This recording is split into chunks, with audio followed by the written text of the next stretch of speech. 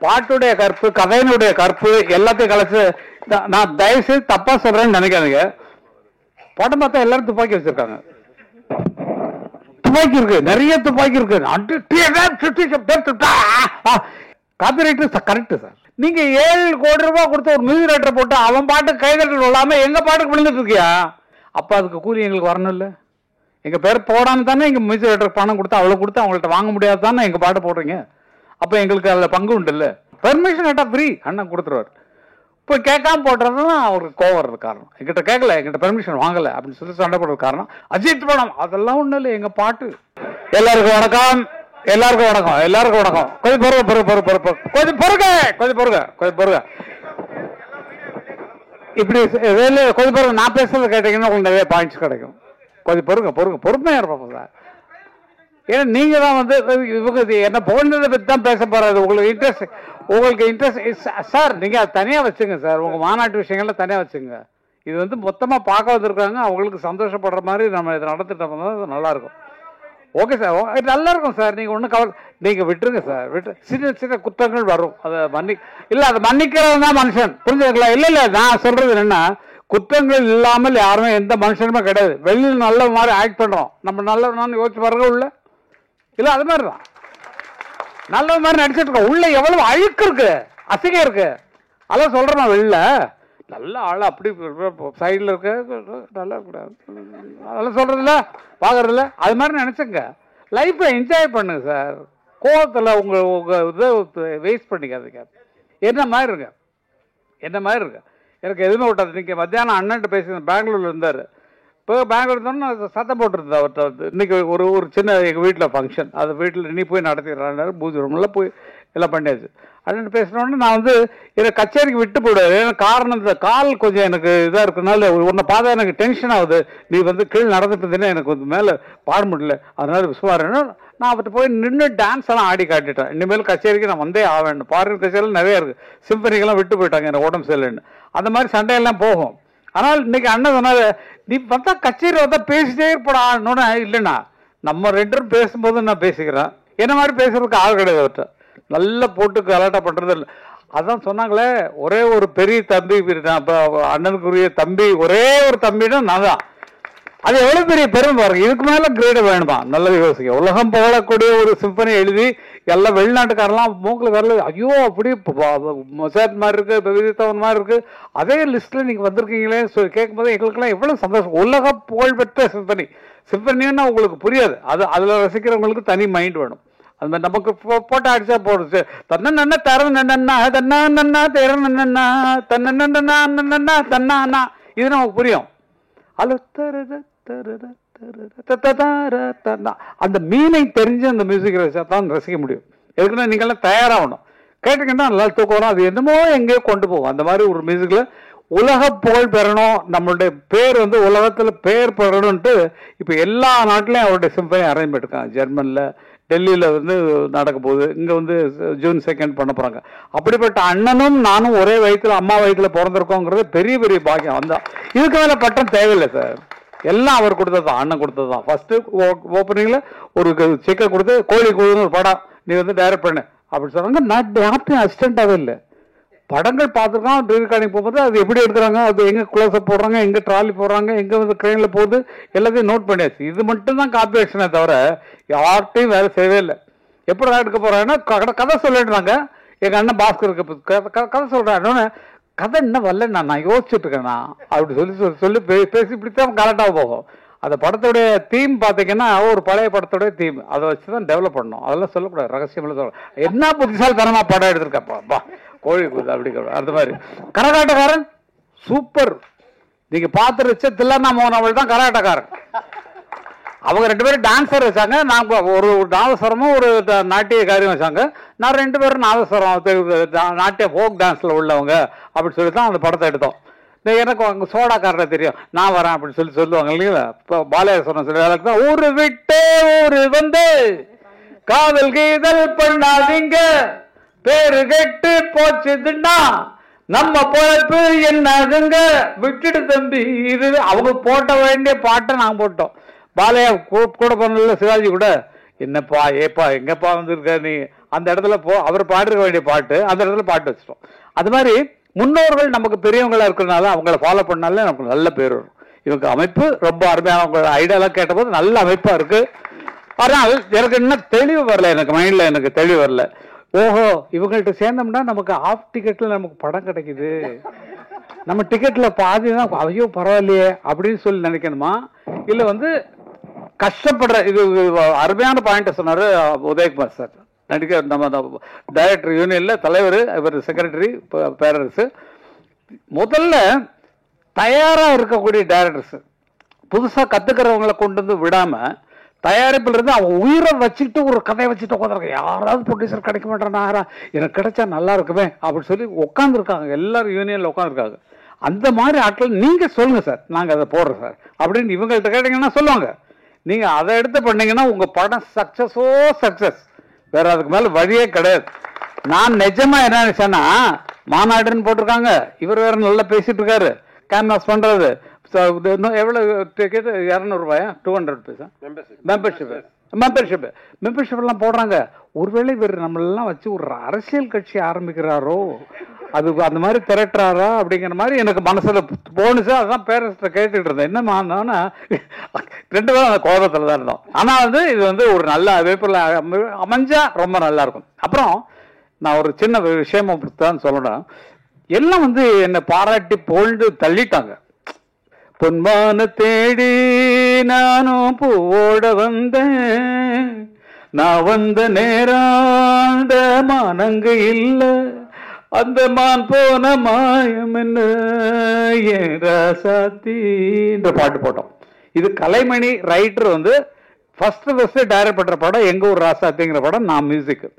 அவர் சொன்னது என்ன, இந்த இடத்துல காதலனும் காதலையும் பிரிஞ்சிருக்கிறாங்க, இந்த பாட்டுக்கு பாட்டு எடுத்து பாட்டு இல்லை அந்த மாதிரி நல்லா இருக்கு. பாட்டுக்கு பாட்டு எடுத்துன்னு இந்த பாட்டை சரியா கவனிக்க, பாட்டுக்கு பாட்டு எடுத்தான் தன்னா எதுனா பாட்டுக்கு பாட்டு எடுத்து மத்தாலும் கட் பண்ணிட்டான், ஆரம்பத்தை பிடிச்சிட்டான்.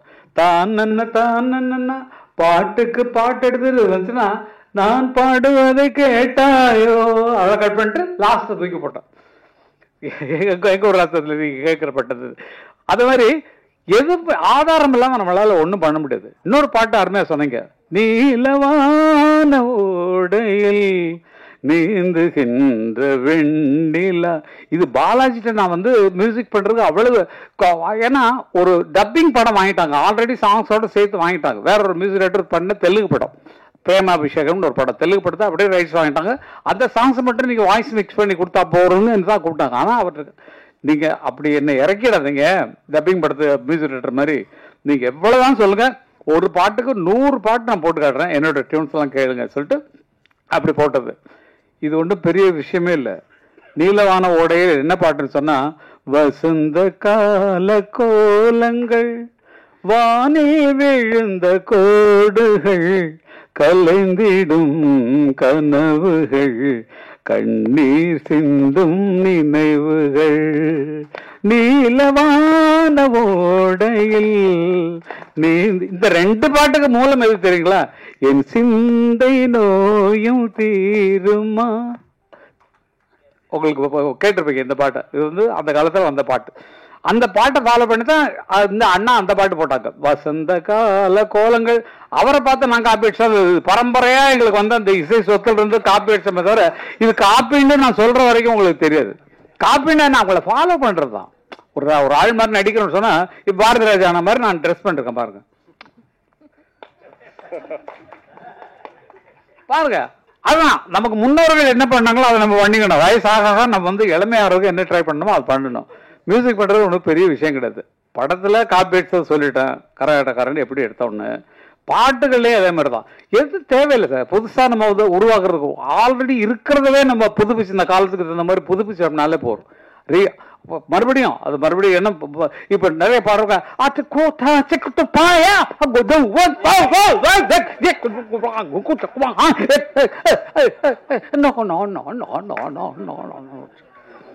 நீங்க நல்லா நினைச்சு பாருங்க, இருந்த கற்பை கெடுத்திருக்கமா காப்பாத்திருக்கமான்னு யோசிச்சு பாருங்க. பாட்டுடைய கற்பு, கதையினுடைய கற்பு எல்லாத்தையும் கலைச்சு. நான் தயவுசெய்து தப்பா சொல்றேன்னு நினைக்காதீங்க. படம் பார்த்தா எல்லாரும் துப்பாக்கி வச்சிருக்காங்க. துப்பாக்கி இருக்கு, நிறைய துப்பாக்கி இருக்கு.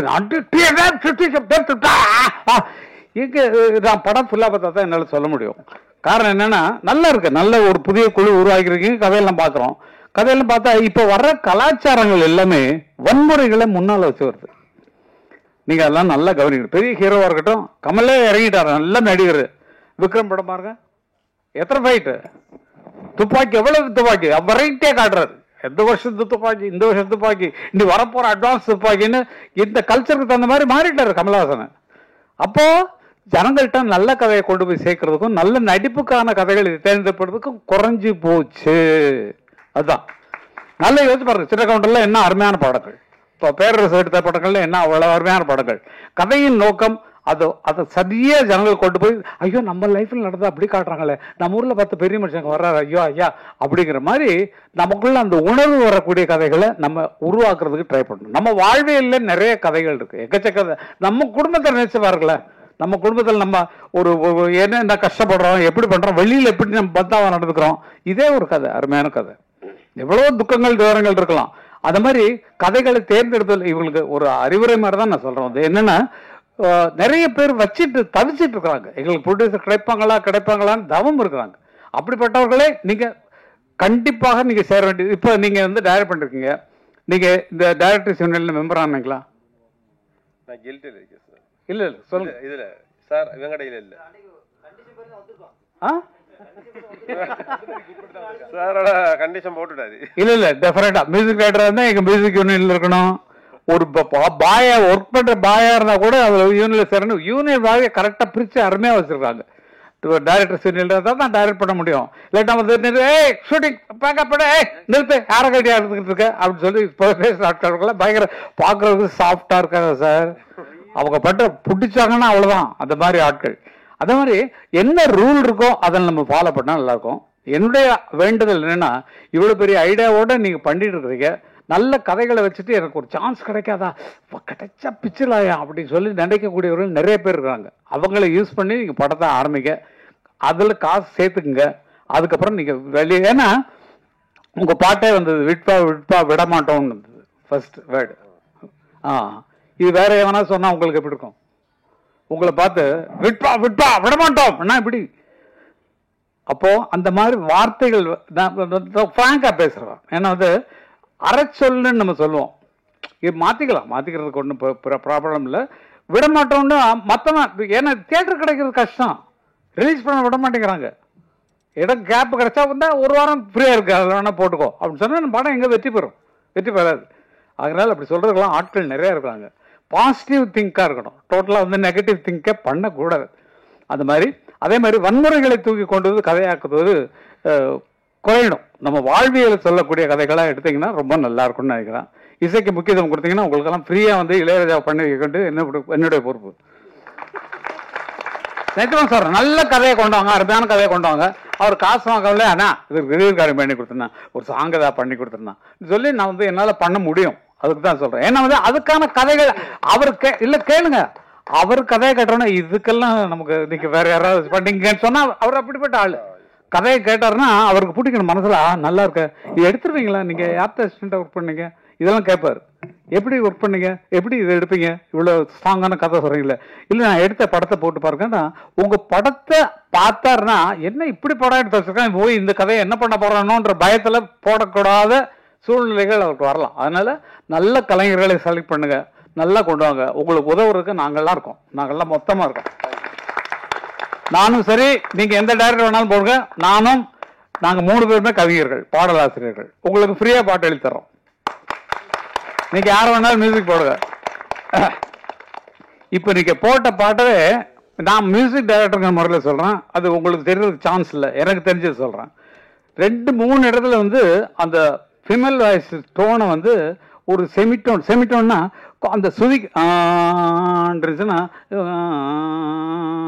பாட்டுருக்காங்க, அதை நோட் பண்ணி அந்த இடத்துல பிச்சை ஏற்றணும் கொஞ்சம். அந்த மாதிரி சில வேலைகள்லாம் இருக்கும் உங்க சாங்ல. அது மாதிரி ஆடியோவில் சொல்றேன். எங்களுக்கு அந்த புத்தி தான், என்ன இப்படி பண்ணிருக்காங்க அப்படிங்கிற மாதிரி வரும். மற்றவங்களுக்கு தெரியறது சான்ஸே கிடையாது. மியூசிக் தெரிஞ்சவங்க மற்றவங்களாம் தெரிஞ்சாங்கன்னா இது மாதிரி அட்வைஸ் பண்ணுவாங்க. எதுக்கு நான் அட்வைஸ் பண்றேன்னா, மறுபடியும் வந்து உங்களை நான் பார்த்துட்டு இதெல்லாம் சொல்ல போறது இல்லை. இது ஒண்ணுதான் எனக்கு சந்தர்ப்பம் கிடைச்சிருக்கு, இதுல தான் என்னுடைய ஆதங்கத்தெல்லாம் கொட்டி ஆகணும். அதனால நீங்க அடுத்து பண்ண போறதுல இன்னும் தெளிவா பண்ணுங்க. கொஞ்சம் நல்ல மியூசிக் தெரிஞ்சவங்கலாம் போடுங்க. நாங்கெல்லாம் இருக்கோம் ஃப்ரீயா பண்ணி தர்றது. நிஜமா ஆமா, இந்த மாதிரி ஆட்கள் நிஜமா கண்டிப்பா கண்டிப்பா நான் பண்ணுவேன். அவர் மியூசிக் பண்றவர் தான் பேரரசு பாட்டு சொன்னாலும் டியூன்ல தான் சொல்லுவாரு.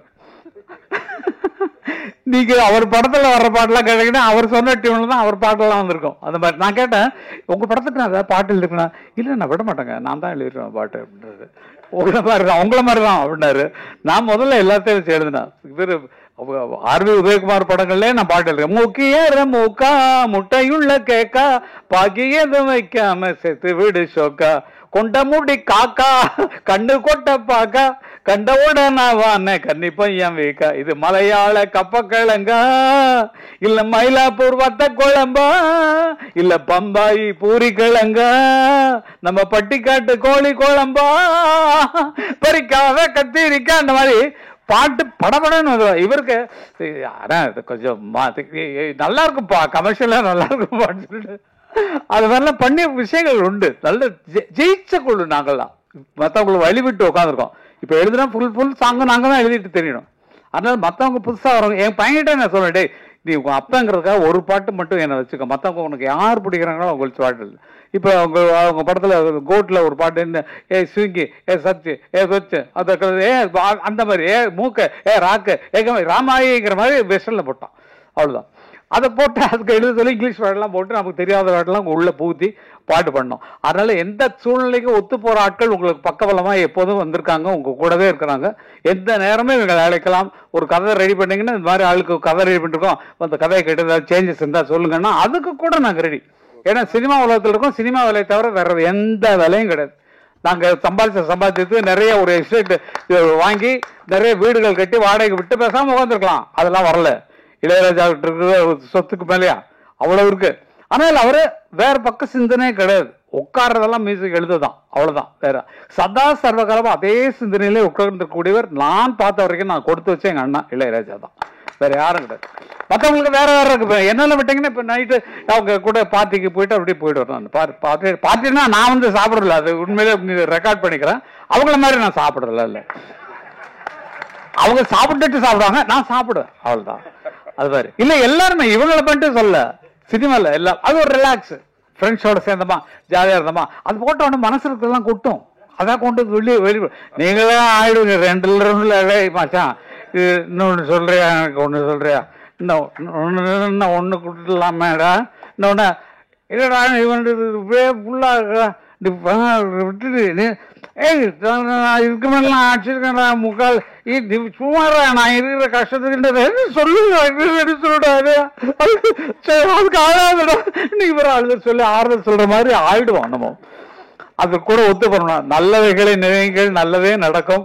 நீங்க எடுத்திருக்க முயற்சி ரொம்ப அருமையான முயற்சி. அந்த வெற்றி பெற எங்கள் அத்தனை பேர் சார் எங்க பின்னால் இருக்கக்கூடிய அத்தனை படைகளும் உங்களுக்கு உதவ தயாரா இருக்கிறோம் என்று சொல்லிக்கொண்டு உங்கள்கிட்ட விடைபெறுவேன். நான் போக வேண்டியது 2 மணி நேரம் டிராவல். அவரு உதயகுமார் அவர்களும் பக்கத்துல தான். பக்கத்துல நாங்க மகாபலிபுரம் பக்கத்துல இருக்கோம் எங்க வீடு. ஊர் வேண்டாம், ஊர் விட்டு ஊர் வந்து ஓடி போகிட்ட மாதிரி ஓடி போயிட்டுறாங்க. இந்த சிட்டிக்குள்ள இருக்க வேண்டான்ட்டு அது ஒரு சந்தோஷம். அதனால நீங்களும் தனியா இருக்காதீங்க, குடும்பத்தோடு இருக்கு. Copyright correct sir. ஏன்னா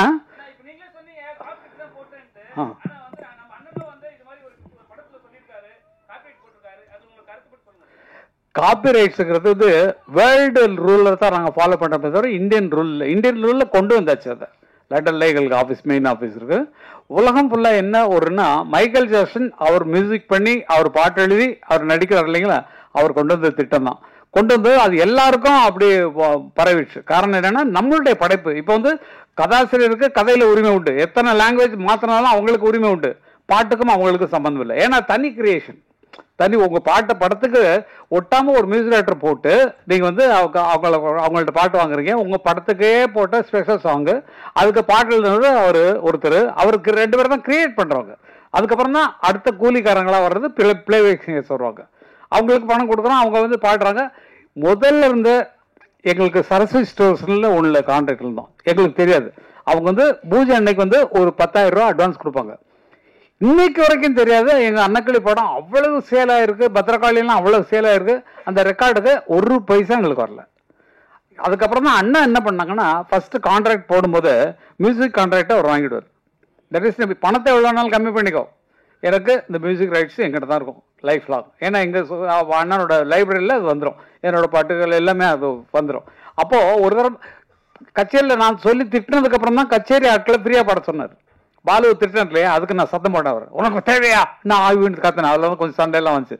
அதுக்கப்புறம் ஸ்டேஜை பாடுறவங்களுக்கு ஒன்றும் கிடையாது, நீங்கள் ராயல்ட்டி கட்ட தேவையில்லை.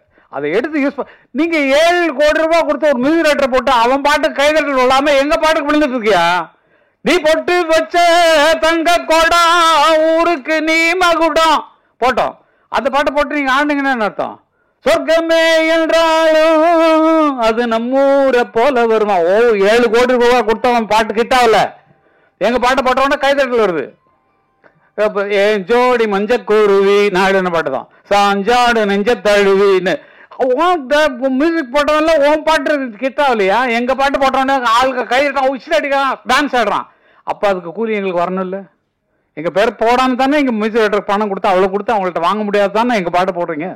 அப்போ எங்களுக்கு அதில் பங்கு உண்டு இல்லை, எங்களுக்கு கொடுத்துருக்கணும் இல்லை, எங்கள்கிட்ட பெர்மிஷன் வாங்க. பெர்மிஷன் கேட்டால் ஃப்ரீ அண்ணன் கொடுத்துருவார்.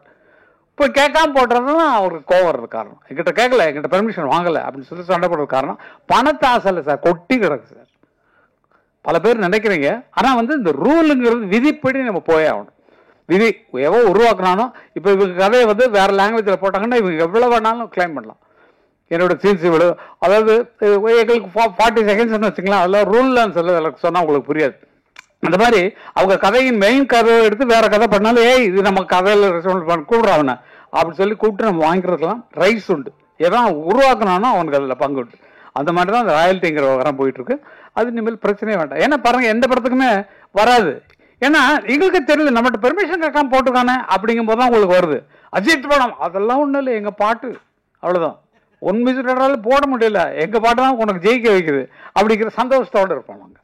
அது கேட்டுனா இன்னும் சந்தோஷமாக கொடுத்துருக்கோம். கேட்கலங்கிறனால தான் கொஸ்டின், என்னுடைய சொத்தை எப்படி திருடலாம், நீ என்னுடைய கேட்டுக்குள்ள எப்படி நுழையலாம், நீ தான் ஒரு மியூசிக் ரைட்டர் வச்சிருக்கே அவனை படத்து இல்லையா அந்த மாதிரி அப்படின்னு சொல்லி அவங்களாம் என்கரேஜ் பண்ணுறதுக்கு தான் அந்த விஷயம் எல்லாம்.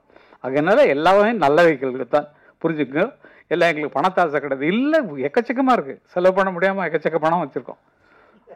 ஒரு ரியல் எஸ்டேட் அது யாருக்கும் நாங்கள் ஏன் ஹெல்ப் பண்ண, நீங்கள் உழைச்சி முன்னுக்குவாங்க, நீங்கள் யாரும் என்ன பண்ணுறீங்கன்னு கேட்குறீங்க. அதெல்லாம் இல்லை. ஏன்னா இப்போ கல்யாண மண்டபம் கட்டி வாடகை தான் விடுவோம், நல்ல துட்டு உட்காந்துப்போம். எதுக்கு இது அடுத்த பிஸ்னஸ்? நம்ம வரக்கூடிய அடுத்த சந்ததிகளுக்கு சேர்த்து வைக்க தான் அப்பங்காரன் இருக்கான்.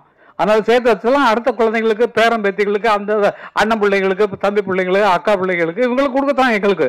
அதுக்கு தான் சம்பாதிக்கணும், அவங்களும் நல்லா இருக்கணும் எங்களை மாதிரின்னு. அதனால ஒவ்வொருத்தரும் அப்படி வாழுங்க.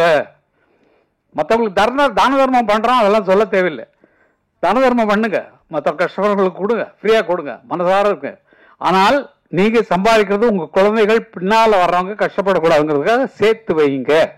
இதுதான் எனக்கு நாங்கள் சம்பாதிச்சதை நாங்கள் இப்போ என்ன பண்ணிட்டு இருக்கோமோ அதை உங்களுக்கு சொல்கிறோம். நீங்கள் அதே மாதிரி இருங்க, சந்தோஷமாக இருங்க. இன்னைக்கு நல்லா இருக்கிறீங்க, நாளைக்கு நல்லா இருக்க போகிறீங்க. இனிமேல் வருங்காலத்தில் இன்னும் உயர்ந்து உயர்ந்து நீங்கள் வாழ்வீங்க. உங்கள் எண்ணத்தை ஸ்திரப்படுத்துங்க. நம்ம என்ன ஒரே நோக்கத்தில் இருக்கணும், நான் டைரக்டர் தான், நான் ஃபிலிம் டைரக்டர் தான் வரப்பேன், இல்லைப்பா நான் நடிகராக தான் வரப்போகிறேன், நான் அதில் எய்மாக இருக்கேன்.